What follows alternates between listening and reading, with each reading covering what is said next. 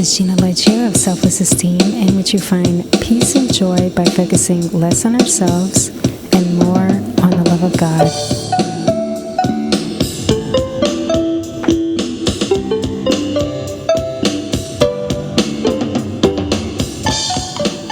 Today's episode is another change from the usual advice column podcast episode. It's a devotional, and the theme is God Knows Best. So let's go to the World English Bible, the updated version, and you can find that on ebible.org. Exodus chapter 28, verse 22, it says, Bezalel, the son of Uri, the son of Hur, of the tribe of Judah, made all that the Lord commanded Moses. With him was Aholiab, the son of Achizamach, of the tribe of Dan, an engraver, and a skillful workman, and an embroiderer in blue and purple and scarlet and in fine linen. I love how God provided skillful people to work on the sanctuary, and He's the one that gives us skills. So that's just a side note. Let's skip down to Exodus 39:1. Of the blue, purple, and scarlet, they made finely worked garments for ministering in the holy place, and made the holy garments of Aaron as the Lord commanded Moses. Let's go to verse 21. They bound the breastplate by its rings to the rings of the ephod with a lace of blue, that it might be on the skillfully woven band of the ephod, and that the breastplate might not come loose from the ephod as the Lord commanded Moses. Let's go to verses 25 and 26. They made bells of pure gold and put the bells between the pomegranates around the skirts of the robe. Between the pomegranates, a bell and a pomegranate, a bell and a pomegranate, around the skirts of the robe to minister in as the Lord commanded Moses. It says that phrase, as the Lord commanded Moses, more times throughout the passage. And those are a few examples, and we'll come back to that. Then in Exodus chapter 39, verses 32 through 43, it says, Thus all the work of the tabernacle of the tent of the meeting was finished. The children of Israel did according to all that the Lord commanded Moses, so they did. They brought the tabernacle to Moses, the tent with all its furniture, its clasps, its boards, its bars, its pillars, its sockets, the covering of ram skins dyed red, the covering of sea cow hides, the veil of the screen, the ark of the covenant with its poles, the mercy seat, the table, all its vessels, the showbread, the pure lampstand, its lamps, even the lamps to be set in order, all its vessels, the oil for the light, the golden altar, the anointing oil, the sweet incense, the screen for the door of the tent, the bronze altar, its grating of bronze, its poles, all of its vessels, the basin and its base, the hangings of the court, its pillars, its sockets, the screen for the gate of the court, its cords, its pins, and all the instruments of the service of the tabernacle for the tent of the meeting, the finely worked garments for ministering in the holy place, the holy garments for Aaron the priest, and the garments of his sons to minister in the priest's office. According to all that the Lord commanded Moses, so the children of Israel did all the work. Moses saw all the work, and behold, they had done it as the Lord commanded. They had done so, and Moses blessed them.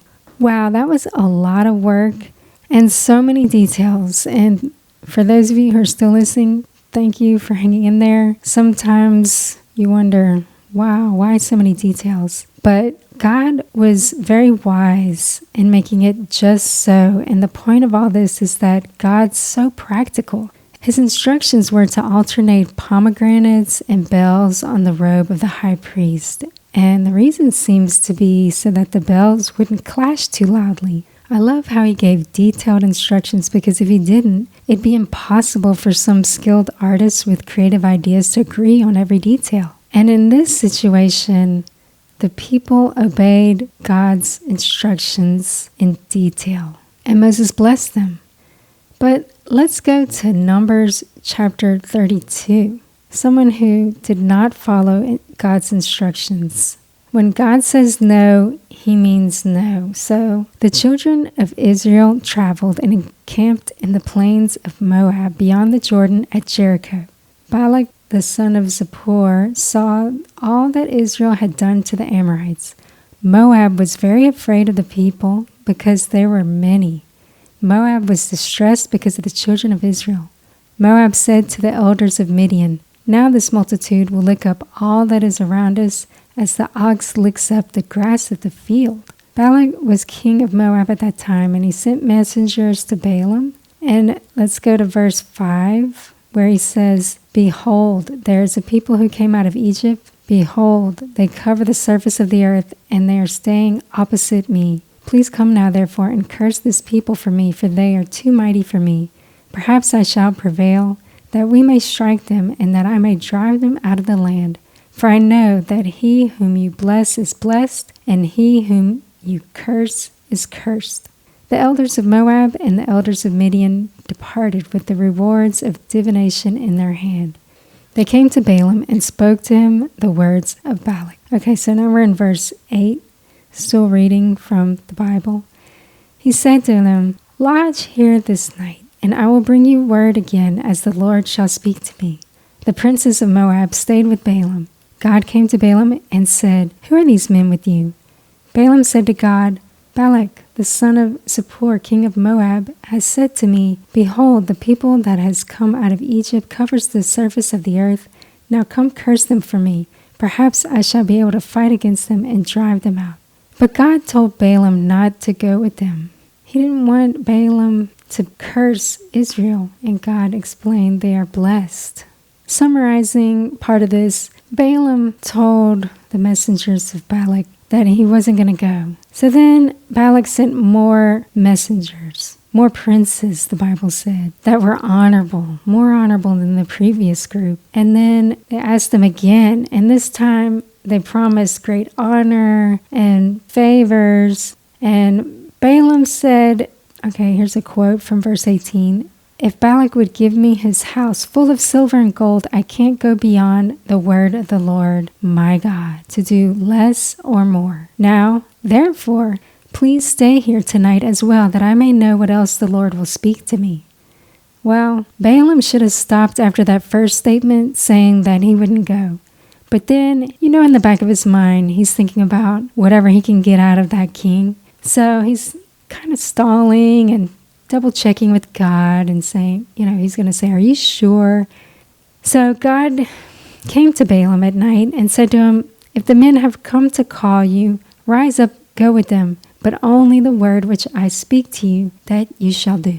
So Balaam saddled his donkey and he went to Moab, but during the journey, God was angry, and says that the Lord's angel placed himself in the way as an adversary against him. Well, the donkey saw the Lord's angel, and the angel even had a sword. And so the donkey turned out of the path and went into the field, but Balaam couldn't see the angel. So he struck the donkey. And then at another point, the donkey saw the angel of the Lord again and tried to get close to the wall and crushed Balaam's foot in the process, and he struck her again. Then the donkey saw the angel again, and then she lay down. And then Balaam again hit the donkey. So it says that the Lord had the donkey speak. And the donkey said, "What have I done to you that you struck me these 3 times?" And then Balaam actually talks back to the donkey. He wasn't even taken aback. It says in verse 29, "Because you have mocked me, I wish there were a sword in my hand, for now I would have killed you." And then the donkey explained that he's usually an obedient donkey that Balaam has always ridden his whole life long, and he's asking him, "Is that my usual behavior?" And Balaam says no. And then the Lord let Balaam see the angel of the Lord. The angel of the Lord basically says, "If it weren't for your donkey, I would have killed you." And then Balaam recognizes his sin and says, "Oh, wow, if it's not what you want, I'll go back." But the Lord's angel said, "Just go, but only speak what God tells you." So let's back up and look at this story. Why did God get mad at Balaam, even though he told him to go? Well, like we said, Balaam wanted a different answer from God. So he stalled, and instead of sending away the second group of messengers immediately, he was like, I hope God says yes this time, because I really want something for myself out of this. But Balaam should have known it wasn't God's will when the donkey wouldn't go any further, because it was the same one he's always ridden. When something is God's will, it seems to fall into place more easily. And then the donkey surprisingly talked to him. If that's not enough for him to realize that there's something wrong here, but he argued with the donkey instead. It turns out the rest of the story, even though Balak asked Balaam over and over to bless the Moabites and curse the Israelites, Balak even offered sacrifices that Balaam requested, but Balaam blessed the Israelites 3 different times as God told him to. Balaam could have saved himself and others a whole lot of trouble if he would have just obeyed God and not looked for a different answer. So that concludes our devotional about how God knows best. And if you're interested in online therapy in California, Texas, or Louisiana, you can go to selflessesteem.com for more information, and you can call me for a free 10-minute consultation at 818-732-0266 to see if I'm the best therapist suited for you. Or you can contact me at contact@GinaLeggio.com. And if you'd like to submit a question, you can do so at GinaLeggio.com. It's free and anonymous, and the answer could be featured in a blog post, podcast episode, or YouTube video.